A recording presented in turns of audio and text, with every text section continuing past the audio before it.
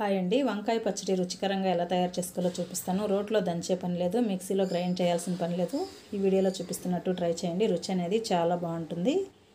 2 పెద్ద సైజు వంకాయలు తీసుకున్నాను. 3 బాగా పండిన టమోటాలు, పండుమిరపకాయలు, పచ్చిమిరపకాయలు 2 తీసుకున్నానండి. మీరు కావాలంటే పచ్చిమిరపకాయలతో కూడా తీసుకోవచ్చు. ఇవన్నీ శుభ్రంగా కడిగి ముక్కలుగా కట్ చేసి పక్కన పెట్టుకోవాలి. స్టవ్ వెలిగించి కడాయి పెట్టుకొని 2 టేబుల్ స్పూన్ల ఆయిల్ వేసుకొని ఆయిల్ వేడెక్కిన తర్వాత కట్ చేసి పెట్టుకున్న వంకాయ ముక్కలు, పండుమిరపకాయలు, పచ్చిమిరపకాయలు వేసేసి మొత్తం ఒకసారి కలిపేసుకోవాలండి. కొద్దిగా మగ్గిన తర్వాత ఇందులో రుచికి సరిపడినంత ఉప్పు వేసేసి మగ్గించుకోవాలి.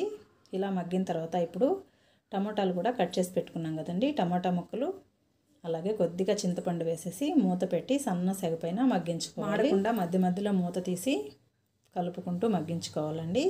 చక్కగా వంకాయ ముక్కలు అయితే మగ్గిపోయాయి కదా, ఇది పక్కన పెట్టేసి తాలింపు కోసం రెడీ చేసుకుందామండి. మీ ఇష్టం, తాలింపు వేసుకొని తినొచ్చు, లేదంటే ఇలానే తినొచ్చండి. చాలా రుచిగా ఉంటుంది. నేను తాలింపు అయితే వేస్తున్నాను. తాలింపు కోసం మీడియం సైజు ఉల్లిపాయ, 4 వెల్లుల్లిపాయలు, ఎండుమిరపకాయలు, కరివేపాకు, ఆవాలు, జీలకర్ర, మెంతులు పావు టేబుల్ స్పూన్ అండి. స్టవ్ వెలిగించి కడాయి పెట్టుకొని 1 టేబుల్ స్పూన్ ఆయిల్ వేసుకొని ఆయిల్ వేడెక్కిన తర్వాత ఆవాలు, జీలకర్ర, మెంతులు వేసుకొని కొద్దిగా చిటపట్లాడిన తర్వాత ఉల్లిపాయ ముక్కలు, వెల్లుల్లిపాయలు, కరివేపాకు, ఎండుమిరపకాయలు తాలింపు వేగేలోపు మనము వంకాయలు పప్పు గుత్తితో ఎనిపేసుకుందామండి.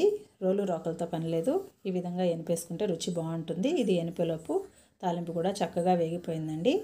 ఇప్పుడు ఇందులో పావు టేబుల్ స్పూన్ పసుపు వేసేసుకుందాము. పసుపు వేసేసుకొని మొత్తం ఒకసారి కలిపేసుకొని మనము ఎనిపి పెట్టుకున్న వంకాయ పచ్చడి ఇందులో వేసేసుకోవడమేనండి. మీరు తాలింపు కావాలంటే వేసుకోవచ్చు, లేదు అంటే అలానే తిన్నా కూడా బాగుంటుంది. చూసారు కదా, పచ్చడి మొత్తము కలిపేసుకోవడమేనండి. చాలా రుచిగా ఉంటుంది. వేడివేడి అన్నంలోకి కానీ, చపాతీ, దోశ ఎందులోకైనా బాగుంటుంది. తప్పకుండా ట్రై చేయండి. నచ్చినట్లయితే ప్లీజ్ లైక్ చేయండి, షేర్ చేయండి, సబ్స్క్రైబ్ చేయండి. మరో మంచి వీడియోతో మేము ముందుంటానండి. Thank you.